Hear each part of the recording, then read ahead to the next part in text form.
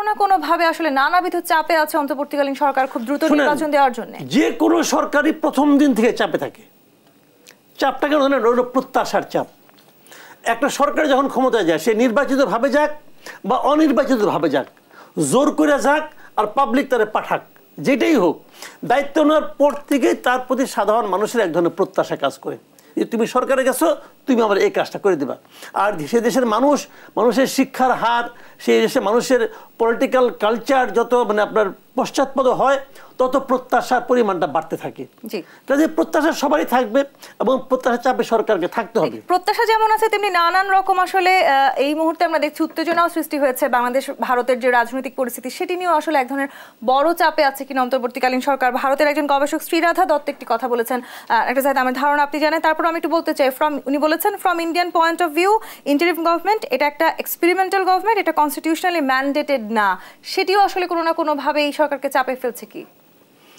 আমি বরং ভারতের সাথে সংকটের অন্য একটা দিক দেখি, সরকারের একটা কমফোর্ট জোন তৈরি করেছে। আমি সেই জায়গায় আসবো, কিন্তু মাসুদ ভাই যেটা বললেন আমি একটা জায়গায় কিছুটা দ্বিমত করি। এই যে ব্যক্তিগত মতামত সরকারের দিক থেকে দেয়াটা, যেহেতু সরকারকে বারবার ক্ল্যারিফাই করতে হচ্ছে এটা ব্যক্তিগত মতামত, এটা না পারসেপশন ম্যাটার্স। একটা কথা জরুরি যে সরকারের মধ্যে যদি কোনো সংকট নাও থাকে, রাজনীতিতে ওনারা রাজনীতি করছেন, কিন্তু সরকার চালানো মানে আপনাকে পলিটিক্যালি ব্যাপারগুলো ভাবতে হবে, পারসেপশন ম্যাটার করে।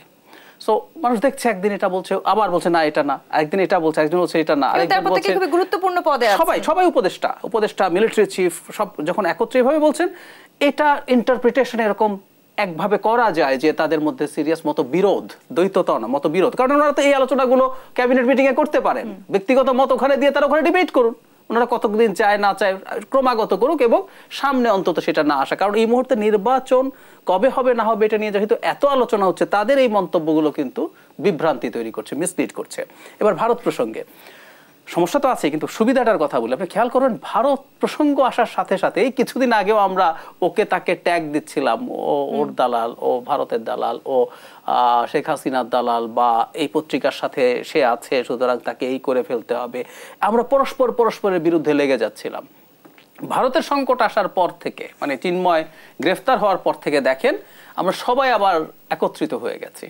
মানে সরকার এই মুহূর্তে বরং আবার যে, এবং সরকারেরও যে স্কেলে সমালোচনা হচ্ছিল সব ছাপিয়ে এখন সবাই সরকারকে, যেহেতু সরকার আমরা ওন করি, আগের সরকারটা যদি কোনো সরকারকে দিয়ে চাপে পড়তো, আমেরিকা চাপে পড়েছে, আমি বহু আনন্দ নিয়ে কথা বলেছি, আমি বলেছি, আমার রেকর্ড আছে প্রচুর, লুকানোর কিছু নাই। কারণ আমি চেয়েছি ওই সরকার বিপদে পড়ুক, ওই সরকারকে আমি ওন করতাম না, ওইটাকে আমার সরকার মনে হতো না। কিন্তু এই সরকারকে আমি আমার সরকার মনে করি, যেহেতু সবাই বরং ভারতের চাপের ফলে সরকারের পেছনে আবার শক্তভাবে দাঁড়িয়ে সরকার সাথে আছে এই বোধ দিচ্ছে। তবে হ্যাঁ, ভারতের সাথে এই ডিপ্লোম্যাটিক যে চাপ আছে সেটা তো নিশ্চিতভাবেই সরকার ফিল করার কথা। কারণ গ্লোবালি আমাদের যে অভ্যন্তরীণ অবস্থা সেটা নিয়ে মিসপারসেপশন তৈরি হচ্ছে। ভারতের মিডিয়া, ভারতের সিভিল সোসাইটি, ভারতের সফট পাওয়ার, এগুলো পৃথিবীতে খুবই ওয়াইড স্প্রেড, বিস্তৃত আছে। আস্তে আস্তে এগুলো যদি বাইরে ছড়াতে থাকে, অলরেডি সেটার কিছু লক্ষণ আছে। আমরা খেয়াল করব ব্রিটেনের ভ্রমণ সতর্কতা যেটা জারি করেছে, আমরা প্রতিবাদ করেছি, কিন্তু সেই ভ্রমণ সতর্কতাতে তো যে ধরনের কথা বলা হয়েছে বাংলাদেশের রিয়ালিটি তো তা না। তার মানে এই প্রোপাগ্যান্ডাগুলো আস্তে আস্তে স্প্রেড করে এবং বহু জায়গায় মানুষ বিশ্বাসও করতে শুরু করে।